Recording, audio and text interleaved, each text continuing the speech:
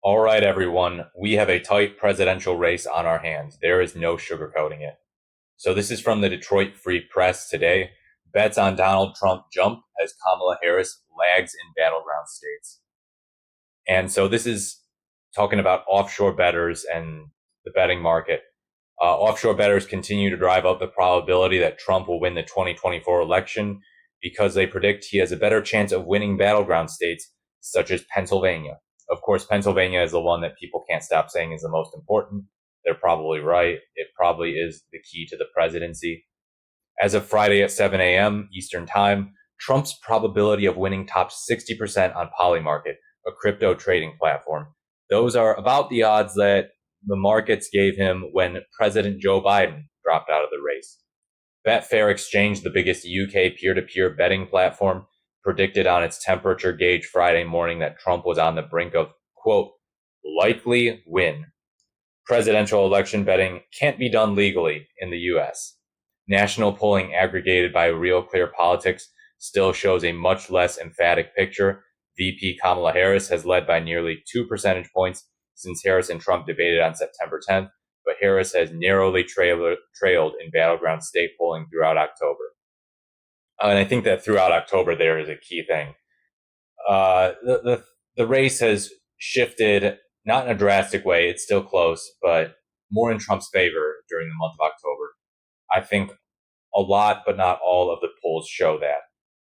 What could be the reason for this? It's difficult to understand, if I'm being honest.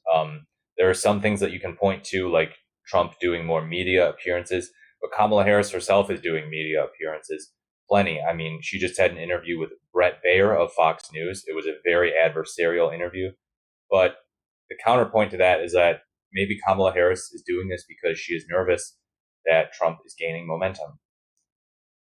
Now, the really confusing thing is that Trump actually seems like, as a speaker and in terms of his charisma, he's kind of on the decline lately. Like, some of his signs of just general aging are really showing up in ways that they did not in 2020. And he lost in 2020. Yet now it's like, now he's a 34 times convicted felon. He wasn't in 2020.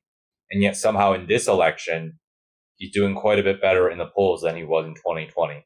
It's just something that is pretty baffling. There's plenty of explanations that you could bring up for it. But yeah, I just think it's like, wow, how on earth? I think the guy is just worse in every way, um, mentally, policy wise, rhetoric wise. And yet it's like, hey, this is a pretty darn tight race. Let's continue.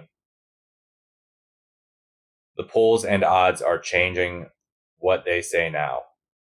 So are bettors seeing something that pollsters aren't? Polymarket warned Tuesday in its weekly Oracle newsletter that big difference in betting markets aren't the same as wide margins in polling. Quote, while Trump's lead is the biggest it has been since the summer, it's important not to overstate the significance. Hold on. So yeah, this is a visual of the betting markets. You can see, yeah, I mean, Trump, he's getting a surge in the betting markets, which are different from polls. Battleground state polling averages as of October 17th, Trump's at 48.2%, Harris at 47.5%. I mean, it's super close, but yikes. Yeah, so that's what I thought it would be good to show. Yeah. Do you have any thoughts on this? Let me know in the comments. Do you think that this has to do with the debate between J.D. Vance and Tim Walz? What's going on here? Because Kamala Harris still seems like she has momentum in the sense that people who are voting for her are still voting for her. There aren't people running from her campaign necessarily. But she's been doing some things lately that people say are red flags. You could say that campaigning with Liz Cheney, the daughter of Dick Cheney, is a bad idea. But I just don't see people who are like, I'm probably going to vote for Harris, but never mind, she campaigned with Liz Cheney, so I'm not going to vote for her anymore. I just don't see that being a thing with people. Um, That's not to say that plenty of people don't like Liz Cheney, but I think plenty of people would overlook that. Yeah, has Donald Trump been bringing his A game lately in the month of October? Absolutely not. You can see clip after clip after clip of him at rallies making a buffoon of himself. And I don't just mean on the substance of what he's saying, I mean just slurring his words, making up words, getting the names of cities wrong, just absolute nonsense. And it's almost on the level that Joe Biden was when he dropped out. Um, and Harris can speak clearly. She sometimes struggles with being concise. I've said that before, but her age difference with Trump, which by the way is just only 18 years, is pretty evident. She's sharp and with it, and he's not. But he does have a lot of energy. There's no denying that.